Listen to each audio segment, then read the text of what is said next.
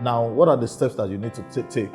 What are the things that you need to do? What are the rules that guides real estate? You need to understand the rules, especially if you want to make money in real estate. So I'm going to get on with it. One of the things that Baba Deyinka taught me was that you must have a target. So there's what we call the law of the target.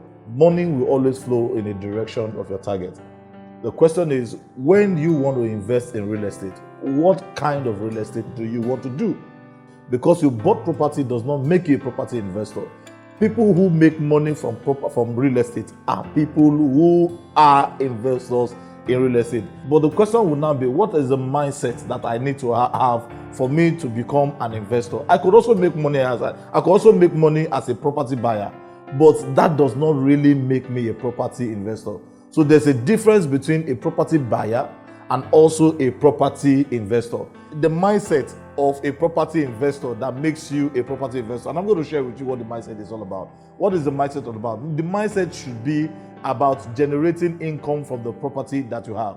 But people who make money deliberately from the game of real estate are people who invest in real estate. You must have a target. You must have a direction where you're going to. You must see yourself. If you want to earn property income, or you want to make income from property, you must start seeing yourself as a property investor, not just a home buyer, not just a landlord. That you own a property does not mean you're going to earn from the property. There is a difference between a property investor and a homeowner. A homeowner can go broke today. A homeowner can be out of money. A homeowner can run out of income. But a property investor invests basically for the purpose of earning income.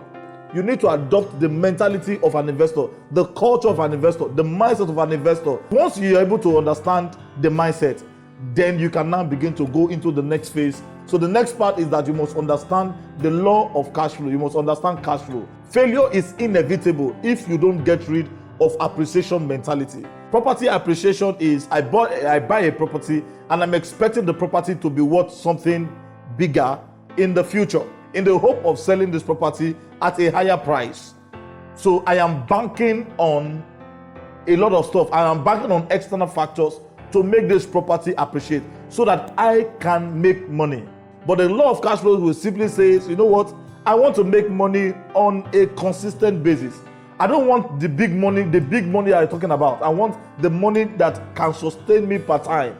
Instead of me just waiting and hoping that, something better will come in the future. When you buy a property now and you do not factor the place of maybe death, the place of sickness, the place of being indisposed, when you do not factor all of that in, and you find out that, some people, they have properties that they cannot even enjoy income from it. They cannot even enjoy the wealth of the property.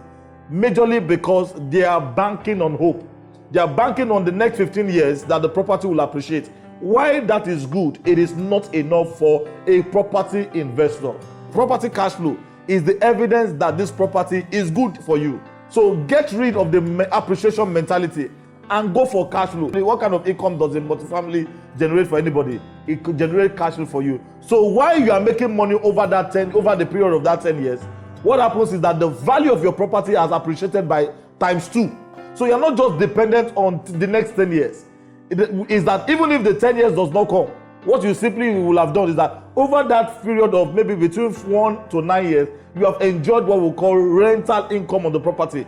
You're not just hoping, but you are making money, whereas the property is actually appreciating. So appreciation is not the first thing you look at for. You need to look at for cash flow. Number 3 is that you also need to understand the law of logic. Emotion will never rule over logic. Now, a lot of the time, people buy property that makes emotional sense, but not economic sense. They want the big house, they want the big mansion, they want 7-bedroom duplex, swimming pool, and all of that. But the question is, when your children are in school, do you think your children want to come back home? You find out that you have 7-bedroom that nobody is staying in, only you and your spouse want to live in it. So that property, sometimes most of those properties are quite useless because you want to fuel your ego. It is important that before you fuel your ego, you need to fuel your economy. You need to have a strong economic reason to buy a property. Most of the time, people fail because they want to fuel their emotion. Let your cash flow property pay for the emotional property you're going to buy. You need to first own the property that will generate income for you. Then you use the wealth that you have generated from that kind of property and use to build your dream house. Number 4 is that you need to understand the law of customer. A customer is simply a customary purchaser. Somebody who is accustomed to buying from you. Somebody who will buy from you again and again. Somebody who is customized, who is dedicated to you, who is loyal to you. That in the game of real estate, there are also what we call customary purchaser. There are also people who are also customized to giving you money, and those people are your tenants. The law says consistency is the key that unlocks real estate wealth. That is, the income that people pay you, the money that people pay you again and again, it unlocks wealth for you. Once you have people who can pay you consistently over time, they become your tenant. They are your customers. So how do you get started with that? It is by buying into property that the tenants can use. So you need to focus on what can people use? What kind of property will people use?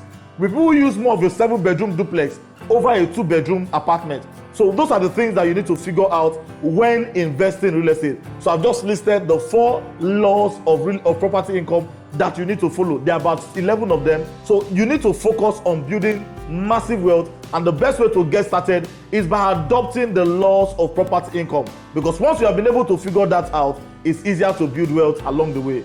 Till I come your way again next time, this is Trudy Kalu signing out now. God bless you. Stay rich and free.